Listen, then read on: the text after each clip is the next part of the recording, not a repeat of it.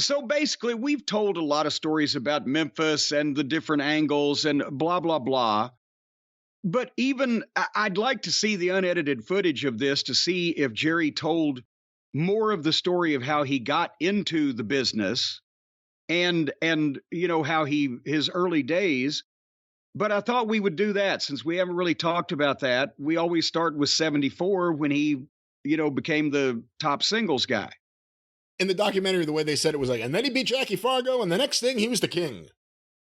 Well, yeah, and poor Bobby Shane gets no love either, but we'll talk about that in a minute. But I did a little research because my friend Mark James, of course, at I think markjamesbooks.com, or you can look it up on Amazon. I'm sure this is still in print. Memphis Wrestling History, 1970 to 1985. He's got all the cards and clippings and etc. But as I said, when I asked, and this wasn't available in the late 70s, when I asked Lawler, well, who'd you wrestle in your first match? I don't know that this is his first legitimate match. He mentioned that he had an Outlaw match. And what happened was when he started sending in the drawings to Lance Russell, and the deal was back in those days, they had no portable videotape cameras. If you wanted to shoot, the matches because there was going to be some angle at the arena, you had to take a 16 millimeter film camera down and set it up in the stands and shoot the film and then take it and get it developed and then take it to the TV station the next week and blah, blah, blah. And they didn't want to spend the money. So they would have Lance sit at the desk and tell people what happened in the finish last week between the Blue Infernos and Jackie and Roughhouse Fargo or whatever. Well, and then the son of a gun pulled out a chain, whatever it was. So then when Lance got Lawler's drawings, he thought, well, this can illustrate what I'm talking about. And he would use that and then hold him up for the camera. And Lance still had a couple of those when he passed away. But anyway, so then Fargo sees that stuff and wants to hire Lawler and that was true also that he told in the biography, to do sign work for him because Fargo had an interest in a country music club with Eddie Bond, who was a local country music star, and I think he'd been on the radio there. And I think they had a sign company also, a couple of different things. So Fargo starts getting Lawler to do all this art for him. And then Lawler sees all the girls that he sees. He's already been a wrestling fan, obviously, but he sees the money and the girls and he's like, oh, this is great. And Fargo won't let him wrestle. Now, so another thing Lawler was doing was he had I don't even know if it was a legitimate radio station or it may have been the college station at Memphis State, but he was on the radio somehow late night on the weekends. And there was an outlaw group in West Memphis and said, hey, we'll let you wrestle if you plug us on the radio. So he plugs him on the radio, and that's what Fargo hears about it, because now his boy Lawler is promoting the Outlaws. So that's why I think they agreed to give him a chance. And Jerry Jarrett was quoted as saying that Lawler's wrestling knowledge or his wrestling acumen, or however he phrased it, was advanced for his experience, which is kind of what I say all the time, right? But at the same time, I'm sure Jerry Jarrett in 40 years later, 50 years later, whatever it was, would have loved to have said, I saw a star instantly. I don't think it happened that way, but I think they probably did see, because you've heard me say it. It's not whether a guy can do a body slam right or not. It's how they move in the ring, whether they're herky jerky or whether they get lost, or if they know what's behind them and where they are in the ring. And just how they flow with things. You can tell whether somebody's kind of natural or not. And I'm pretty sure that they probably saw that in Lawler because of that being an artist, and he was going to Memphis State at the time on a commercial art scholarship. The hand-to-eye coordination is what has always, and he can envision, he doesn't even know this really, but you can see him doing it. He can envision whether it's the bumps he takes or the moves he does, I think like he sees the art on the page in front of him, because he doesn't do, or in his wrestling days, he didn't take bumps or do almost anything really like anybody else did. But at the same time, he went for all those years and all those shitty rings and all those fucking crazy matches and all those bumps on the floor, and almost never had major surgery. He could see it. He'd been run over by a car in a parking lot. And he's, oh, yeah, we used to do that in high school. What the fuck? So I think that was why that and also the talking, verbally, they saw something. But I went back and looked in Mark's book. Do you know, Brian Last, the date of Jerry Lawler's first appearance in Memphis as a professional wrestler? The exact date? No. Well, I will tell you, August 17, 1970. And I guarantee, unless Lawler had this book in front of him, he wouldn't remember that. But it was at the Ellis Auditorium, not the Mid-South Coliseum. They didn't move to the Coliseum till the following year. And that's where they'd had, the matches in Memphis going back to the 40s. And he wrestled. Basically, there was a 9-man battle royal with 9 guys in it. And they made 4 singles matches out of it. And his singles match was Jerry Lawler versus Mac York, who was Riggy Morton's uncle, Paul Morton's brother. And he had been a journeyman, as they used to say, around the territory for years and years. And basically, after that, you go, the next time he pops up is, wait a minute, where was it? I'll find it. I've got to post it. Aha! January 25th. So it went from the middle of August until the middle of January before he was booked in Memphis again. And I'm not saying he didn't wrestle. I'm thinking that probably what they did was they were putting him on spot shows. Like once a week or twice a week or whatever, on weekends around Memphis, or whether he was in Jonesboro or whether he might have been in Batesville, Mississippi, or whatever the fuck, right? Who knows? But he comes back to Memphis at the auditorium again on January 25th, 1971, and it's Tony and Chico Mendoza, those big name Mendoza brothers, against Jerry Lawler and Gary Martin. Do you know who Gary Martin was? I don't. Gary Martin was Jerry Jarrett's brother-in-law. Because I asked him this question several years ago, in going back through some of these old books for a period from, I guess, 71 to 72 or thereabouts, there the name Gary Martin. And he was underneath, he was a babyface, and then he was a referee, and then he was a heel, I guess, because he became like a heel referee and turned and joined the heels or whatever. And I said, Jerry, there was never a picture of him. I've never seen him mentioned in any other territory. Who was Gary Martin? And he said, that was my brother-in-law. He married my sister Carolyn, and he was a fairly athletic fella and wanted to be a wrestler. And we tried to train him to be a wrestler. So that's Brennan Martin's dad? Brennan Martin's dad. Oh, no shit. Okay.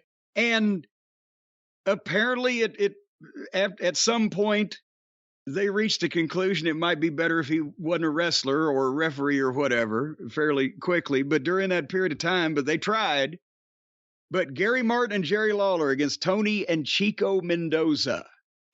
And that is the last time. That was January 25th, 1971. That's the last time you see Lawler's name on a card until April of 1972.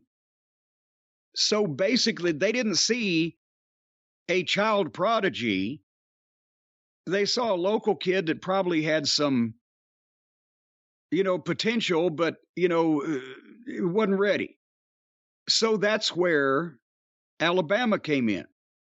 And because, again, Jerry Jarrett, I'm sure, would have loved to have said, I saw brilliance instantly. I called Bill Golden and said, oh, my God, you got to book this kid. And Lawler, may have told it, and they cut it out of the biography because who the fuck would know who Bill Golden was? But what probably happened was that they told Lawler, you need to go somewhere where you can get some experience and learn this. And maybe they even did put in a call, but he went to Montgomery, Alabama. And the pictures that you saw in the biography of him in the black and white picture in a ring at a studio TV setting with a curtain behind, and he's got no goatee.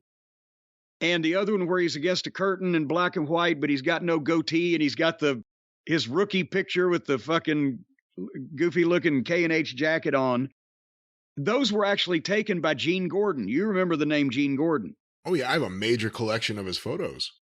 He was the guy in Charlotte, going back to the 50s, that was the photographer for Crockett Promotions, but he went various places around the South and shot for Wrestling Review and a lot of the magazines in the 60s. And a lot of the big Georgia photos came from Gene Gordon.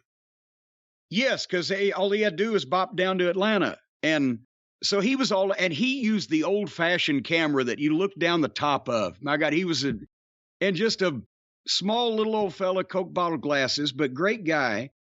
And I'd actually traded him some stuff. In the 70s, I have the negatives to those pictures.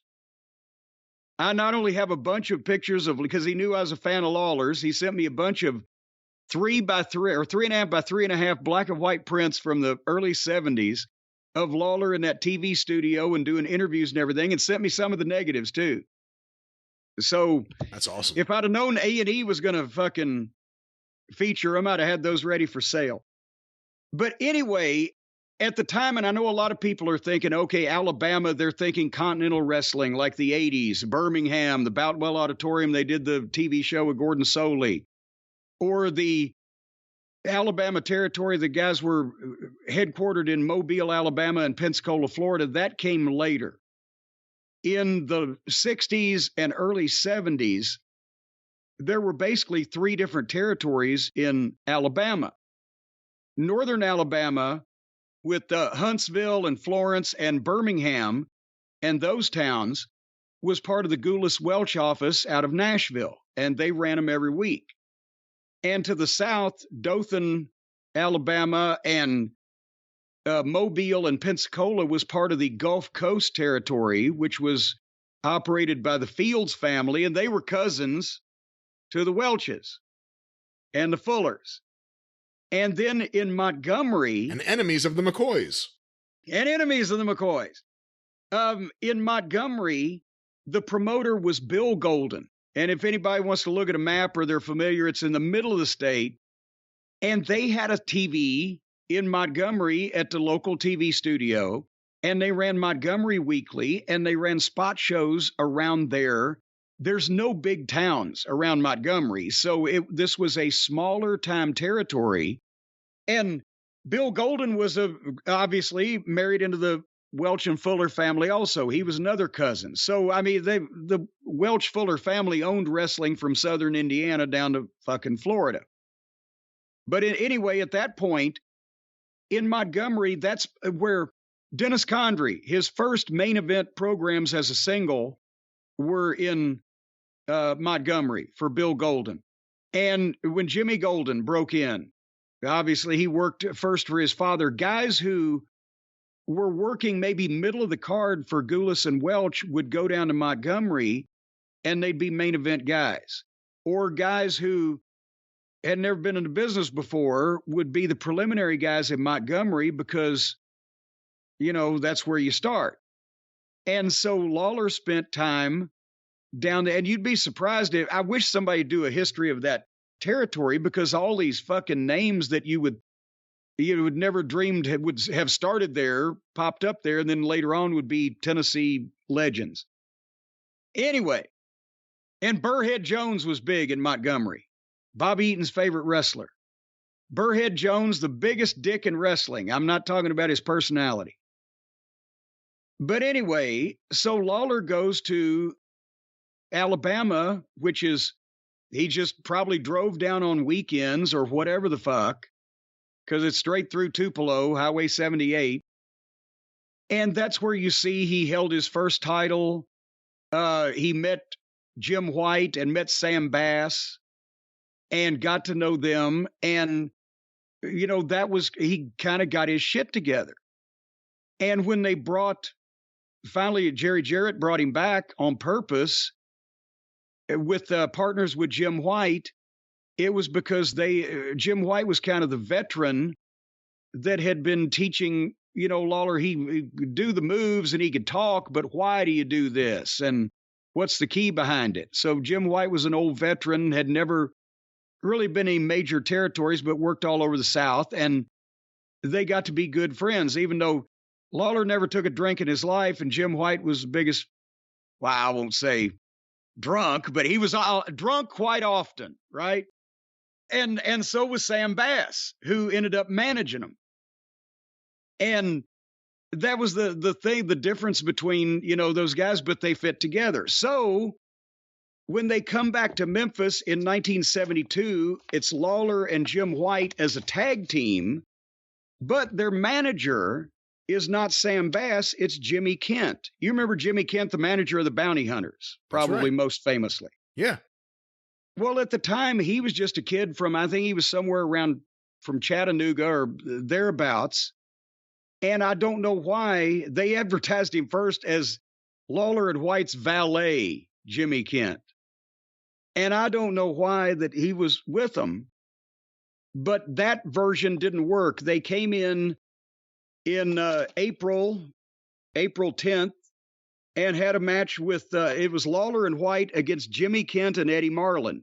And Eddie Marlin, of course, is a huge babyface. But then the next week, it's grudge match, Lawler and White with manager Jimmy Kent versus Kevin Sullivan and Eddie Marlin. So somehow Eddie's partner turned on him. And the next week, it's with valet Jimmy Kent. So I don't know what they were doing over there. But Lawler and White and Kent, they worked, a variety of programs, but they weren't featured as the main event team. You can see that they were underneath, Jackie and Roughhouse Fargo versus the Interns, or, the Interns against Sputnik Monroe and Norvell Austin. So you can't really, get a gauge on how they did, as a heel team, but they got a little run. And then I believe at that point, they sent them over to the Knoxville end of the territory. Because again, East Tennessee got talent from the Nashville office as well. And I remember that toward the end of the year there, you see that Lawler and White were having matches. But anyway, nevertheless, so in the meantime, while they're gone, on August 8, 1972, they do the first sellout for wrestling at the Mid-South Coliseum. Al Green and Jackie Fargo, the hair match. And that's the clip of Fargo against Al Green that they showed on the biography episode. That's from that match, which I love that clip just because of the way he delivers those arms in the corner. The way he's just hammering them down. Yeah. They go wide up and right down. Looks great. I've sent that to you, right? You may have. I remember, I think the first time I saw it may have been, did you use that in the build up to the Night of Legends in 94? Yeah, probably some clips, but the whole thing, it's a 2 out of 3 fall match. And it's like 30 minutes long, and that's the earliest Memphis main event that exists on film. I got that in that bunch from good old Ron Martinez. But that's what they Al Green and Jack, it was like a Memphis main event from the 60s, because both those guys got over in the 50s and 60s. And it was the grudge match. That's where, I'll digress here for a second, Dave Brown can do the whole goddamn interview from start to finish. He was so touched by it. When Al Green came out and said that Jackie Fargo's father was a drunk that died broke and penniless in an alley, and Fargo came out and responded and almost had tears in his eyes. How dare you call my father a drunk? And they do the fucking match, no time limit, no disqualification. Fargo's hair, or Al Green, was going to have to fucking forfeit $5,000, and his brother Don's junior heavyweight title, and the managers, Sir Clements, they were all going to have to leave town for a year, or Fargo'd get his head shaved. And they sold the son of a bitch out. 10,653 people, and the newspaper estimated that 3,000 were turned away. And that's from what I've heard, not bullshit, that people were clamoring to get in that fucking thing. But that's, you saw the setup when they showed the clip. The ring in the middle of the Coliseum just had a regular, like, ringside setup, and then the rest of the giant Coliseum floor was open. Didn't have any seats on it because the Ellis Auditorium had only seated 8,000 at best, and in the mid-'60s, they hadn't been doing that. So when they moved to the Coliseum, it wasn't because they outgrew the Ellis, it was because they were tearing it down and building the Cook Convention Center. So at first, even though they had done like 9,000 people for a couple of big cards at the Coliseum, they hadn't filled it up yet. So then when they did that, that's when, after that sellout, and they started doing better business later on in the year, they got those risers that would, if the camera from the old Coliseum shots, if it panned to the left where the guys came out from the locker rooms, heels on the left and babyfaces on the right, you'd see a sea of people. They brought in risers on that end and on the other end where they could fill almost the whole floor area of the Coliseum with seats and get more people in. So they jacked up the wrestling capacity to like 11.5 or whatever. But then it became a problem because when you got far enough up on those risers and you dropped anything of any weight toward one of the heels, if it hit him, it started to be a fucking fatal situation. So they they left the risers on the right, but they had a stage there on the left-hand side of the Coliseum, camera left, the guys would come out, but it settled at about 11,000. But nevertheless, they were more concerned back then with filling the building up than whether the heels got brained or not. So point is, they've set that standard at that point. But now you go to the later on in the November of 72, and Lawler and White show back up, and then all of a sudden they're managed by Sam Bass. And Lawler loved Sam Bass, like I said, because he was one of the guys that helped him. Sam Bass's real name actually was Fred White, believe it or not. And Jim White's, I think that was his real name, but they weren't related. But they were a three-man team, and it was kind of like when the Midnight Express came in to Mid-South after they'd had the big heels. Well, Memphis had the interns and Don and Al Green and the Von Brauners and these big heels you were scared of. And, then all of a sudden, Lawler and White come in, and they're smaller, and they're bumping, and the manager is taking a more active part. He's always throwing his cowboy boot in or throwing him a chain or distracting. And they got a lot of heat, right?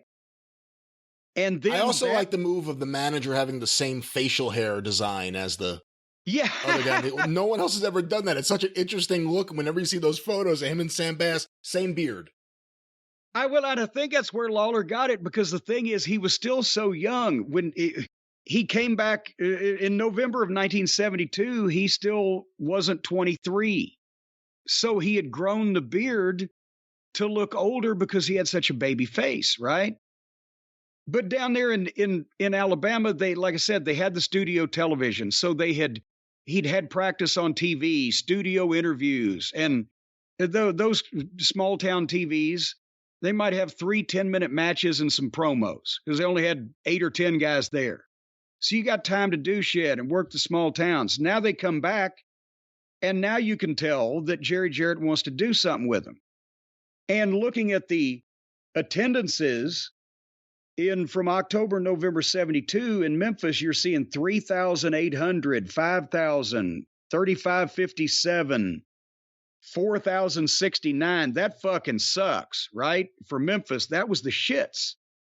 So I think that he figured, well, we got to do something to shake things up.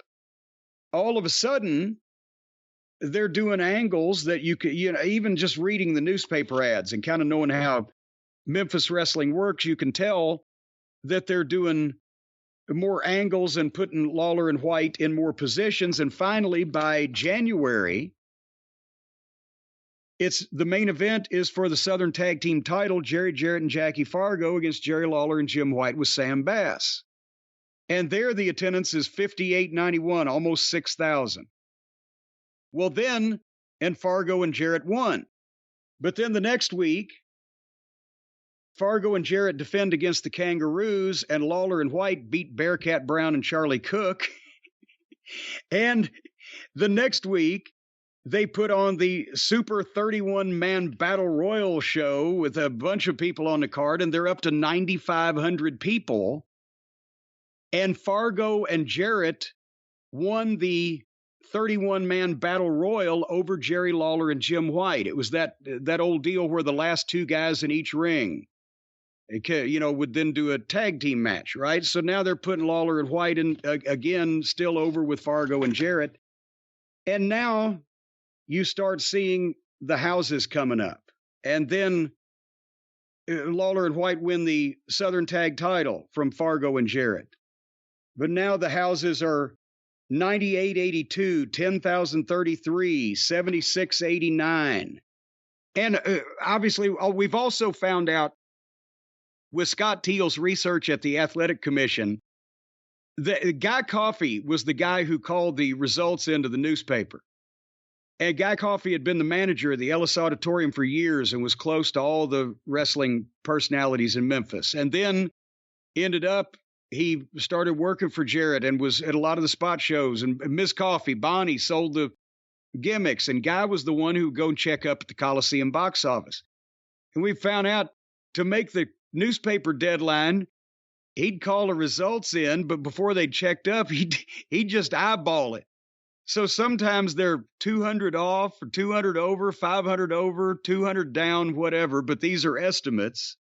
But you can't fake sellouts because people were there and they saw there was no seats. So they finally shoot the deal, Lawler and White as the Southern Tag Champions against Tojo Yamamoto and Roughhouse Fargo. And the attendance is listed at 11,118, the largest indoor crowd in Memphis wrestling history. And then the next week, Tojo and Roughhouse win the belts from Lawler and White. 2 straight falls, by the way. And it's reported at 11,128. They beat the previous previous week by 10. But again, with these guys on top, and they're doing this every week. They go from there to Lawler and White against Tojo and Fargo in no time limit, no disqualification, everybody's hair up. And then the next week, it's an 8-man tag. And the next week, it's an 8-man hospital elimination match. And then the next week, it's another tag title match with Fargo and Jarrett. And they're doing 9,000 people a fucking week. So that was where that Jerry Jarrett saw that there's major money in this kid. Because Jim White's been in the wrestling business a long time, as honestly a great guy, great worker, never drawn a dime. And Sam Bass, this obscure manager, the manager / wrestler that's been plucked from nowhere. But they were the support system for Lawler to bloom as the fucking star. So at any rate, Lawler and White ran all the way through the summer with the top baby faces. And then finally, to be quite honest, the story that I heard, Jim White disappeared. And suddenly Lawler's partner was Don Duffy. He was the masked scorpion, but it was Don Duffy. And I heard the story years later when I got into business, and there's probably some veracity to this, that they got rid of, I won't say they got rid of, Jim White left the Tennessee territory in the biggest spot of his life, making all this money and drawing these crowds. He married, at some point in the early 70s, a girl wrestler by the name of Lily Thomas. And Brian, can you picture her in your mind? Well, the story, again, I thought I heard a story. I didn't realize it was a female wrestler, so I don't know if you want me to spoil what I heard, but... Well, it was a specific, yes, that was it. He married her, and this is a story I heard. He was bringing her to the matches, and especially they're running Birmingham, and they're running Chattanooga. Lily Thomas was an African-American lady wrestler. Yeah, see, that's the part of the story I remember. Jim White married an African-American woman, and you could finish the rest. Well, at that time, and I'm not saying this was a Jerry Jarrett decision. But at that time, the bosses were Nick Goulas and Roy Welch in Nashville. And they either got calls from TV stations or building managers. That's why I'm thinking if Birmingham would have been a perfect place for that phone call to have come from at that point in time. We can't have this. And I'm not saying they fired him. I'm not saying he quit, but one or the other happened. Either they said something about it and he either said, fuck you, or they said, well, you got to leave. But I have a feeling with the money that they were doing or drawing that he said, fuck you, I'm leaving. Well, didn't he argue that he got blackballed? He couldn't get booked anywhere in the South after that? Well, yes, but that could be the byproduct of either one of you're fired for doing this and other people didn't want to jump on it. Or if Nick and Roy got mad because he said, well, fuck you, I'm leaving. Well, then they would have been vindictive because he was drawing money. So it's still open-ended as to whichever it happened, but what was the cause? What was the root? Right. I would have to think that Jim probably said, you know what, fuck you. But then again, they tried to fuck him afterwards. Nevertheless, so now Lawler's partners with the Scorpion for a couple months, but that ain't going to work. And then he got Al Green as a partner for a few weeks or maybe a month or two, but that obviously was not stylistically, something that was going to work. And business went back down. And that's when Jarrett got the idea for the quest for the title. He knows I've got this guy. He's 23 years old. He's a hometown guy. And I've been booking this town for 6 years now. And he's drawn me on top against me in the ring, the biggest crowds that I've drawn. So what do I do from here? And at that point, Lawler had enough experience. He could be a single and they could push him. And he was best as a heel, especially he was established as a heel and nobody ever seen him as a babyface at that point. So they're going to use him as a heel, but Jarrett is also smart enough to realize, especially the city of Memphis, with the history of Sputnik Monroe, Sputnik was the heel when he drew all those record crowds. People in Memphis liked the heel that was theirs, right? And so that's what he did in 1974 in January. Lawler's just kind of floating for a few weeks. But then Jarrett brings in a belt, a title that he had not really been using in Memphis. The Southern Junior Heavyweight title, which Nick and Roy had established going back in 1952, and it was still the belt. You remember that old Southern Junior Heavyweight title belt, the silver plates. That belt had a history in Nick and Roy's end of Nashville, Birmingham, Chattanooga. And I mean, a lot of Ray Stevens, when he was in the 50s, when he was like 22, held that belt. But they hadn't used it a lot in Memphis, but they didn't really. Memphis had been a tag team territory, and they'd had a United States junior heavyweight title that Don Green had, but they didn't have a singles heavyweight title that meant a lot for the early 70s in Memphis. So I guess Jarrett talked Nick into, hey, can I start using the Southern Junior title over on my end? Because Lynn Rossi had it a bunch, Nick's booker, and Lynn wasn't coming to Memphis very often. So they brought that in, and Tommy Gilbert I believe Tommy Gilbert won it from Lou Thez, because you know how Jerry Jarrett idolized Lou Thez and thought he was the standard bearer. So if somebody can beat Lou Thez, that makes them a legitimate champion, right? And then Tommy Gilbert starts working with Lawler. And again, at that time, it was the Southern Junior Heavyweight title. They wouldn't change it to heavyweight until the middle of 75. But since the fans in Tennessee were used to not only the name, but also the fact that guys weren't huge, it didn't matter. And then they did a little brief angle. It's one of the greatest things I've ever seen, where again, Lawler was scheduled for a title match against Tommy Gilbert, and he's a heel.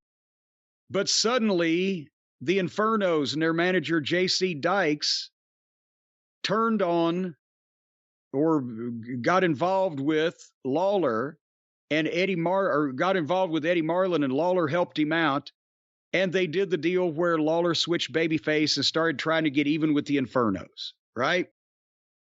And I don't know whether anybody wanted to see Lawler be a babyface at that point in time or not. In Memphis. In Louisville, I seem to recall that was, it didn't really take, but what they did was they had Lawler and Eddie Marlin wrestle the Infernos 3 weeks in a row, and then Lawler went out and begged my idol, the one guy. I know we've had our problems for the past, year over the tag team title and all the stuff I did with you guys, but Jackie Fargo, if you'd be my partner against these Infernos, right?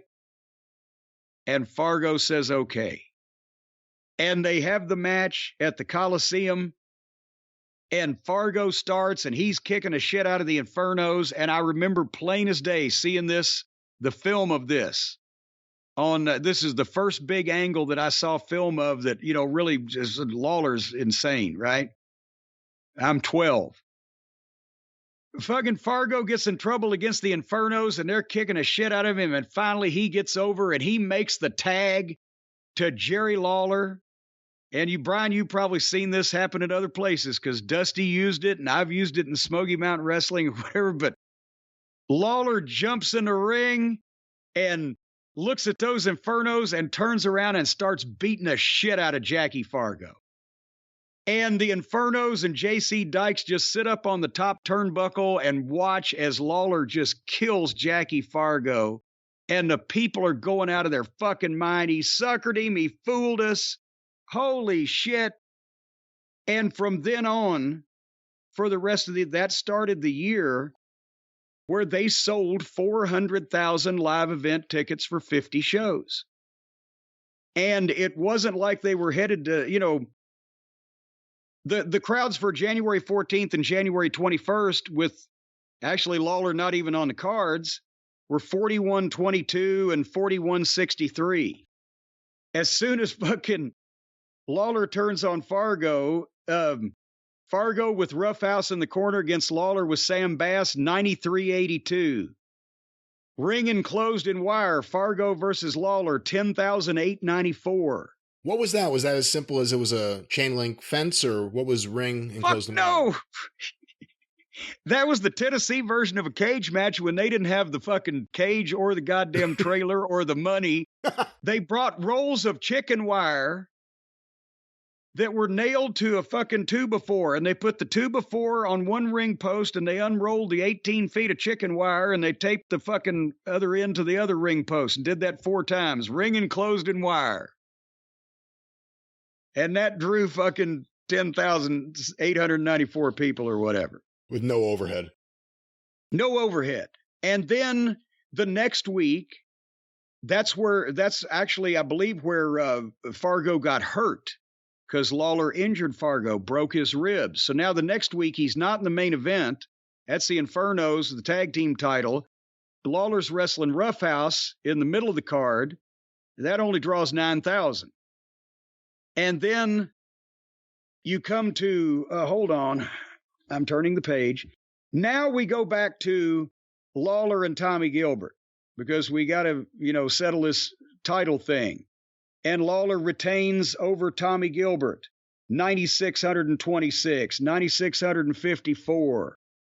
And then there's Lawler in various six-mans or whatever with Eddie Marlin, and then they bring Ricky Gibson in. Here's one.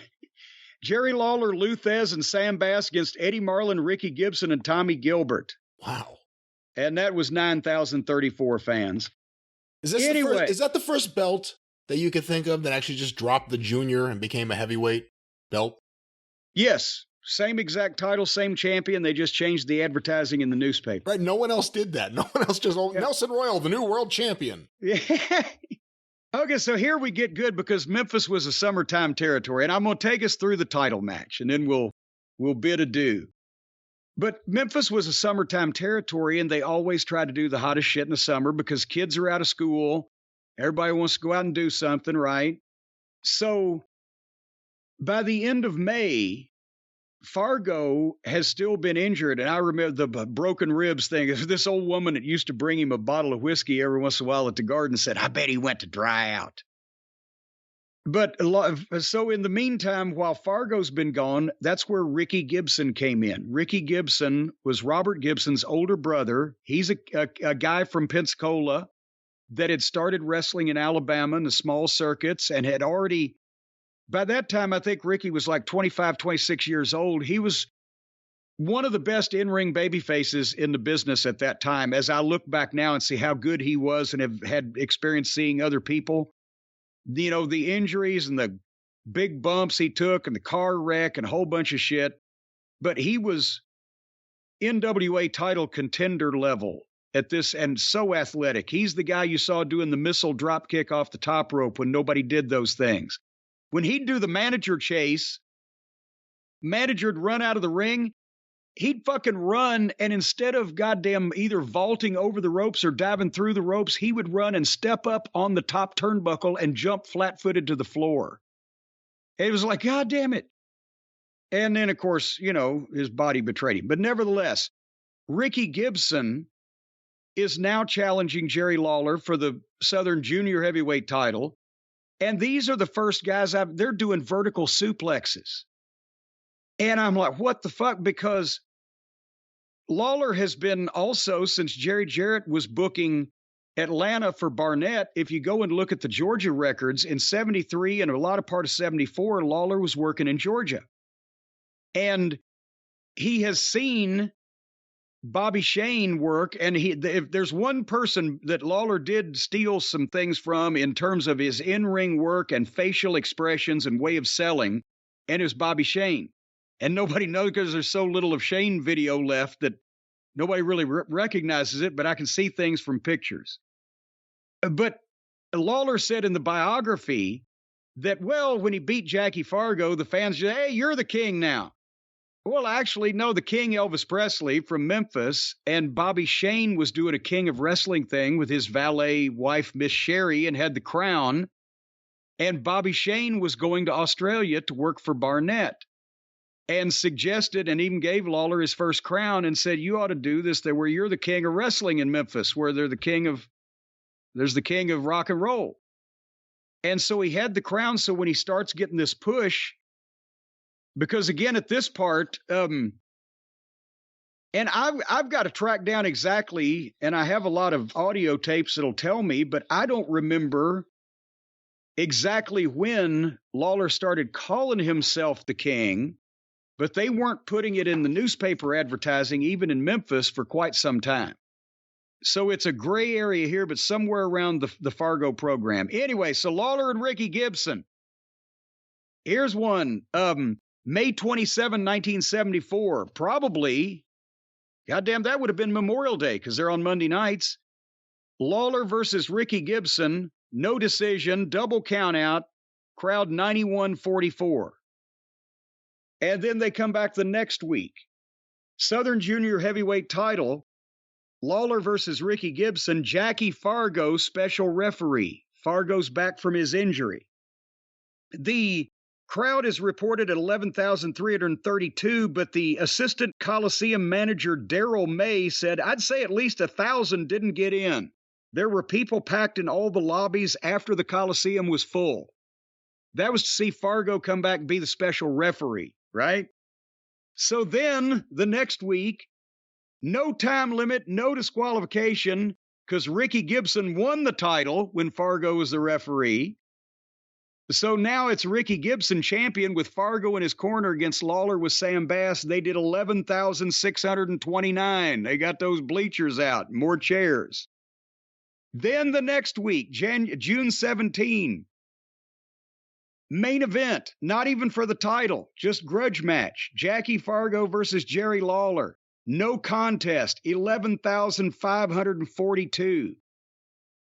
June 24, Southern Junior Heavyweight title match, no time limit, no disqualification. Jackie Fargo with Ricky Gibson in his corner against Jerry Lawler with Sam Bass, 11,783. The next week, Monday, July 1st, ring enclosed in wire, Brian. Jackie Fargo versus Jerry Lawler, 11,407.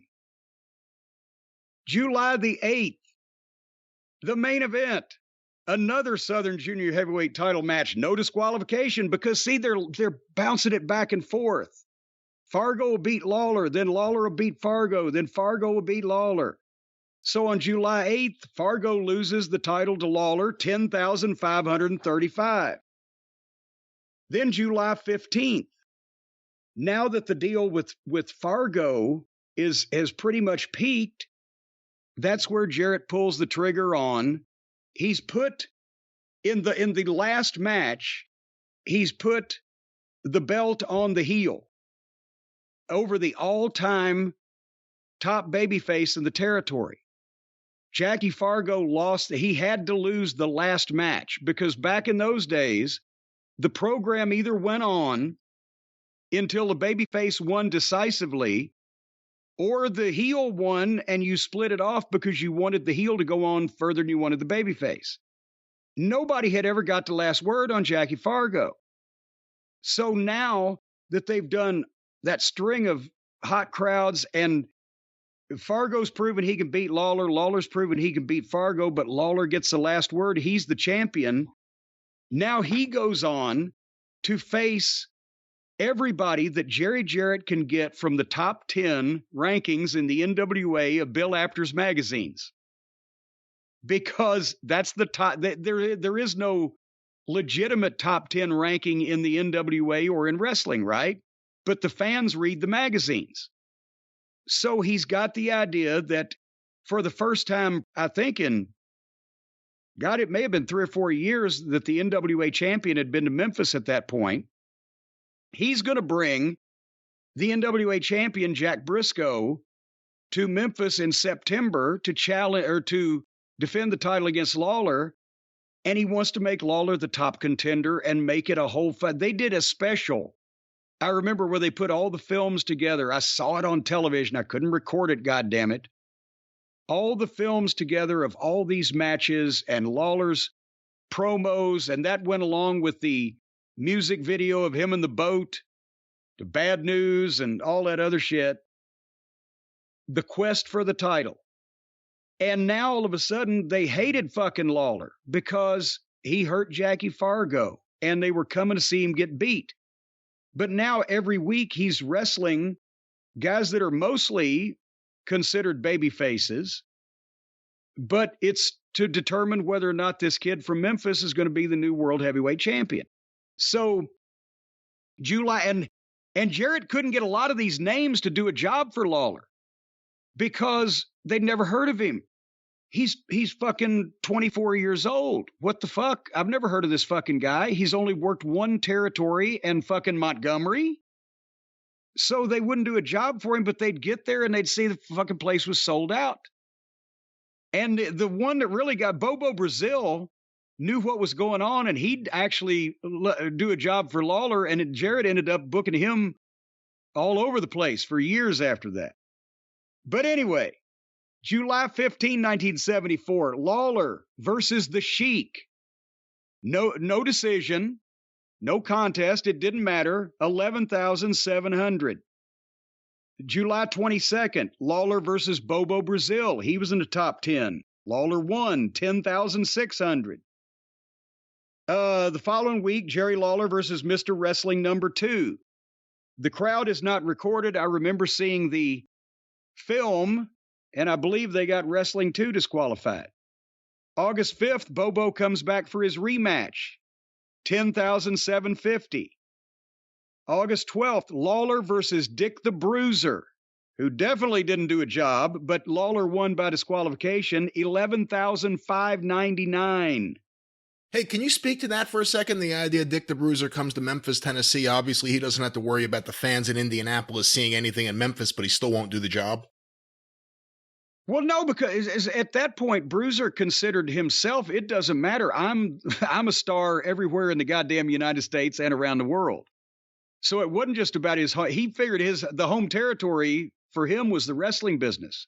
Bruiser didn't put people over at that fucking point.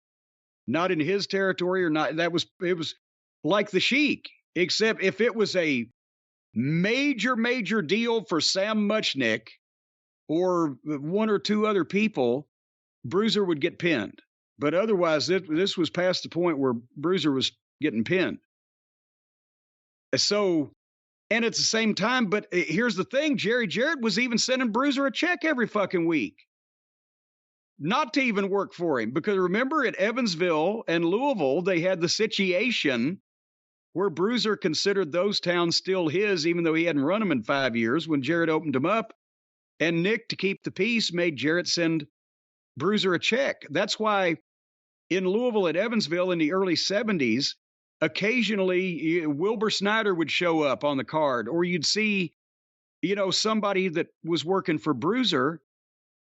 And usually it was just underneath matches, because Bruiser's guys, they had no TV coverage here, and they didn't get over because nobody knew, right? Bruiser, the people knew his name, but it also, when he'd go out of his territory in those days, it wasn't the most exciting thing you've ever seen. Having said that, in this one, Jarrett called him and said, "Hey, that kid that's drawing all the money that I'm sending you checks from Louisville, come and just get disqualified." And Lawler was the perfect guy to put in the ring with Dick the Bruiser in terms of someone who could do a lot of things while the other guy isn't. Exactly. Take all the bumps and fucking, all the facials. But that's the thing. At the same time as I'm talking about these crowds, Louisville Gardens was doing 5,000 people a week to see Lawler versus Ricky Gibson and Lawler versus Jackie Fargo and whatever. So this was just one town. And then August 19th, Southern title, they bring Robert Fuller in. Lawler beats Robert Fuller. Even though he wasn't in the top 10, they still knew who Robert Fuller was in Memphis. That only drew 8873. Then, August 27, Lawler versus Rufus R. Jones, 10,776. September 2nd, Lawler versus Robert Fuller in a return, attendance not listed. Or the following week, when it was Jerry Brisco versus Jerry Lawler, they didn't list the attendance, but that was the match to set up the following week with the world title match with Jack Brisco coming in. They made clear Jerry Brisco's coming in to test his brother's opponent the week before the match.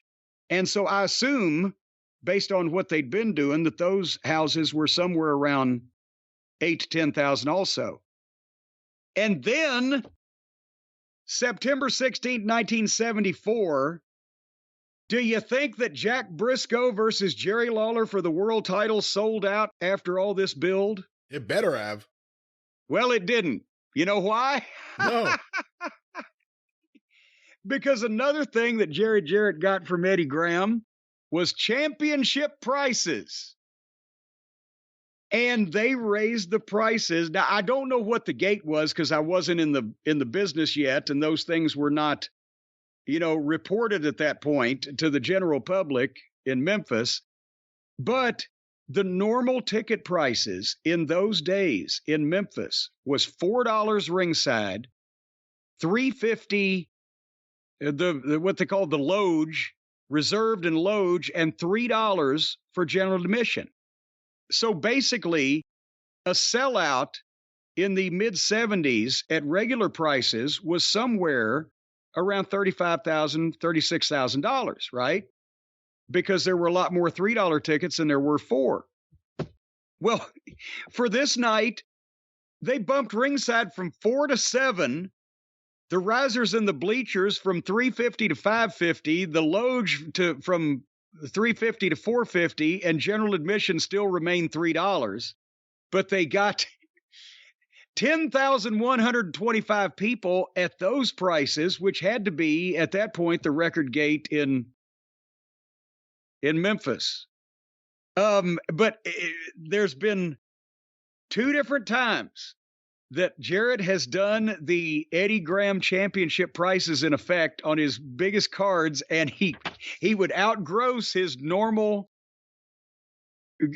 gate that he would have grossed if he had sold out. But the Memphis people are like, fuck you, you're going to raise the price. The other one was his debut in the Coliseum when he broke off from Nick in April of 77.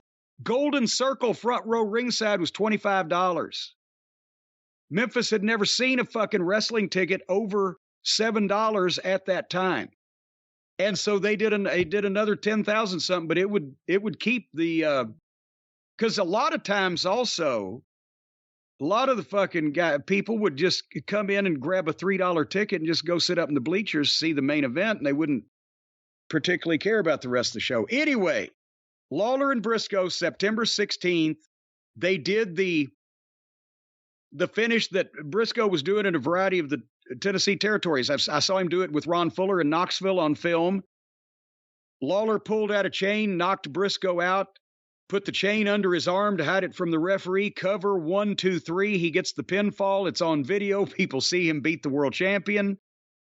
And then the fucking referee raises his arm and the chain falls out and the referee sees it and fucking reverses the decision, disqualification. The babies go in the air. Brisco gets the belt back. The fans are ecstatic.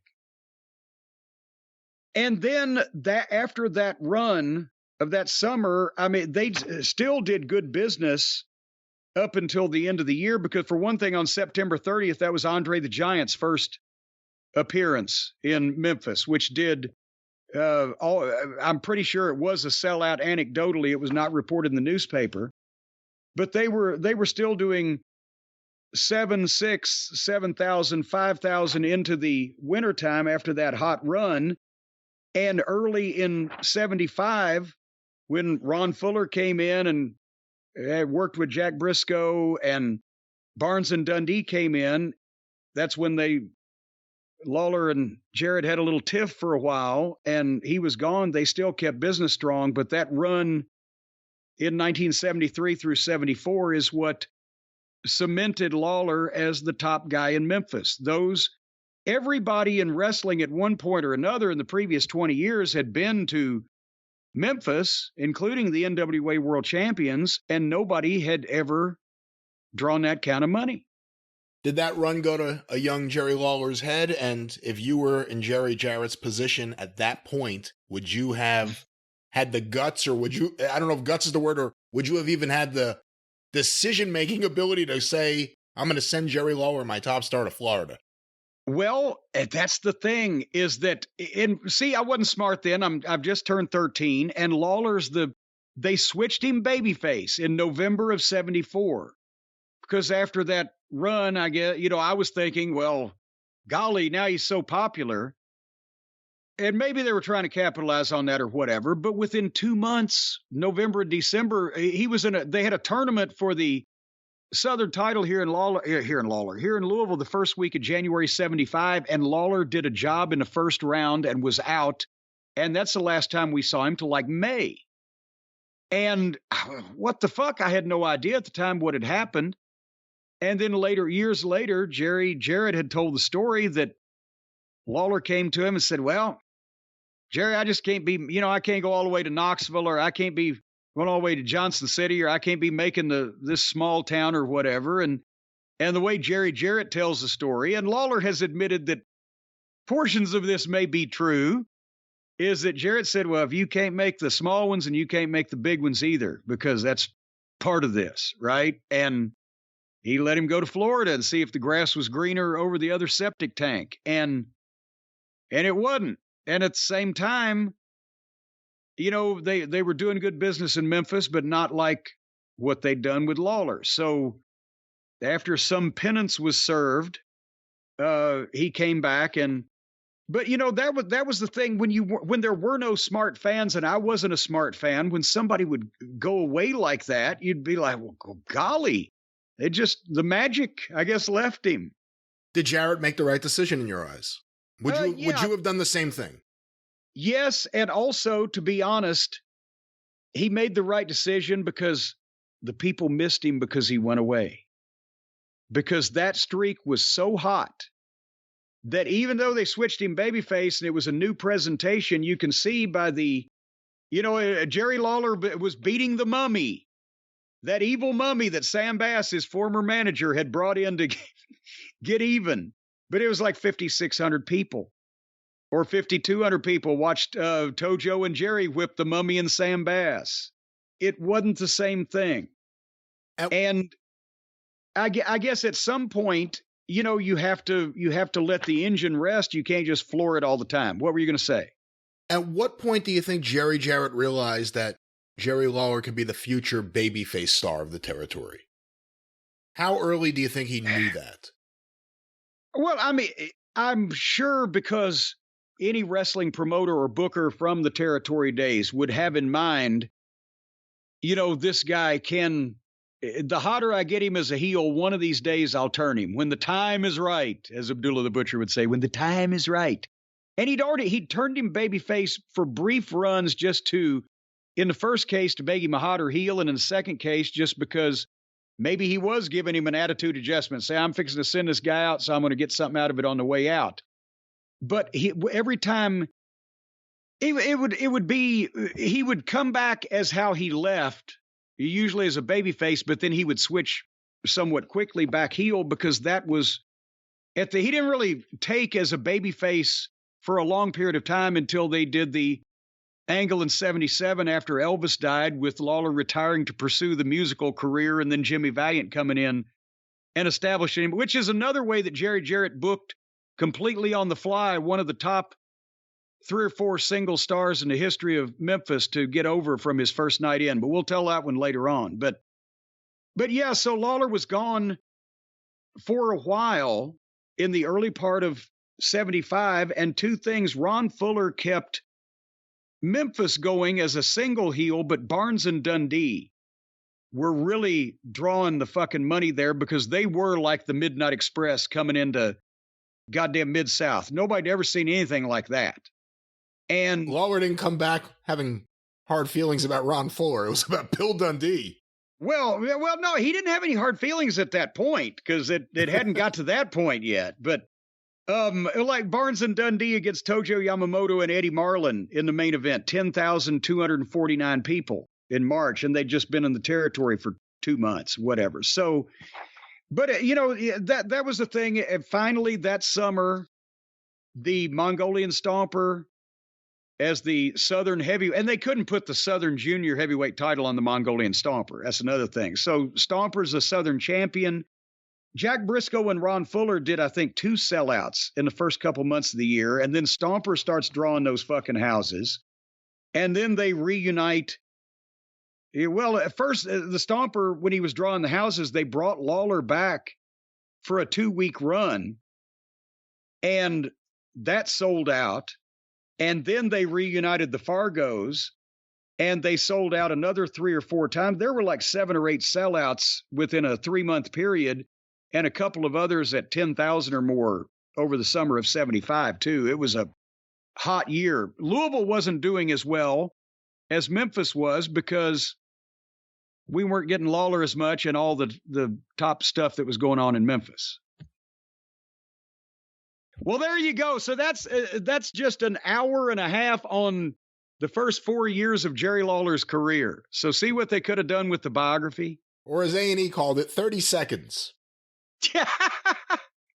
30 seconds in the career of Jerry Lawler. Here you go. And it's not like things got less interesting as the 70s went on, or as things went on, and that documentary was fine for what it was, but it wasn't much. But it was nice to see, and it was nice to see Lance Russell on A&E on national TV in 2023. Yes.